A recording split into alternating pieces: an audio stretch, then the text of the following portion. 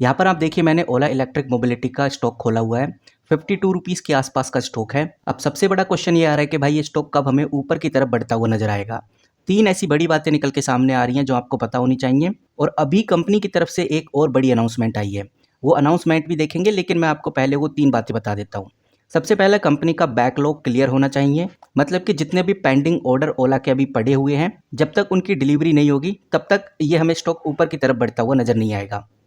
वहीं अगर कंपनी अपना बैटरी प्रोडक्शन स्टार्ट कर देती है, अगर कंपनी अपने खुद की बैटरी बनाने लगे, तो इससे कंपनी के जो स्कूटर हैं उनका जो प्राइस है वो कम होगा और सप्लाई चेन काफ़ी स्ट्रॉन्ग होगी। हालांकि अभी रोड स्टार की डिलीवरी स्टार्ट हो गई है, जिससे कि ओला के क्वार्टरली जो रिजल्ट आने वाले हैं उसमें हमें ज़बरदस्त तेज़ी तो देखने को मिलेगी।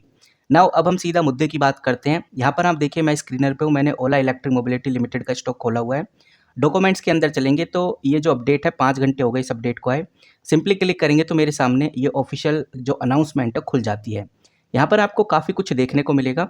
जो मोटा मोटी बातें हैं वो मैं आपके साथ शेयर कर देता हूँ। सबसे पहली बात तो आपको ये वाला पॉइंट याद रखना है कि भाई ओला इलेक्ट्रिक ने लगभग 3,44,005 यूनिट्स को सेल आउट किया है और इस वजह से कंपनी अभी भी 30% का मार्केट शेयर लिए हुए पूरे इंडिया का, यानी कि ईवी सेक्टर में 30% का मार्केट शेयर इंडिया का ओला इलेक्ट्रिक के पास है।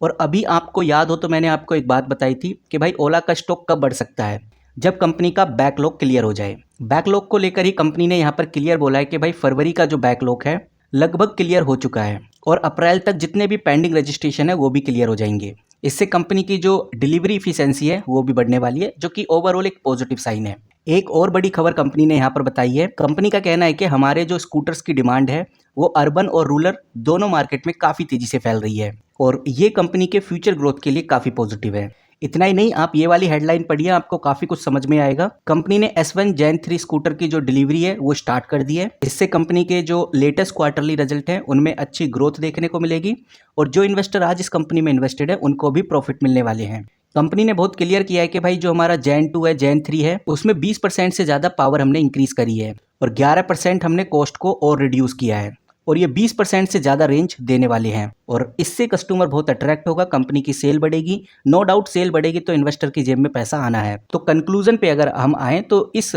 पीडीएफ के अंदर जो ओला ने खुद पब्लिश किया, आप डेट चेकआउट कर सकते हैं 1 अप्रैल 2025। इस पीडीएफ के अकॉर्डिंग हम साफ कह सकते हैं कि भाई कंपनी की ग्रोथ, कंपनी की डिमांड, कंपनी की टेक्नोलॉजी, ये तीनों ही अपडेट हुई हैं। प्रोडक्शन कंपनी ने तेजी से बढ़ाया है जो कि एक पॉजिटिव सेंटीमेंट है और अगर सब कुछ ऐसा ही चलता रहा तो ओला के अंदर हमें बड़ी तेजी देखने को मिलेगी और हो सकता है कि भाई इस पीडीएफ के बाद कल हमें स्टॉक तेजी से बढ़ता हुआ नजर आए।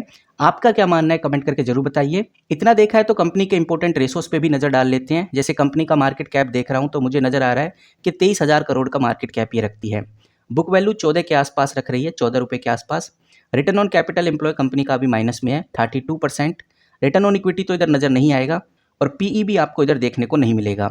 फ्री कैश फ्लो आपको इधर माइनस में देखने को मिलेगा और नेट कैश फ्लो भी अभी आपको माइनस में देखने को मिलेगा। इंटरेस्ट कवरेज रेशो आपको माइनस में देखने को मिलेगा।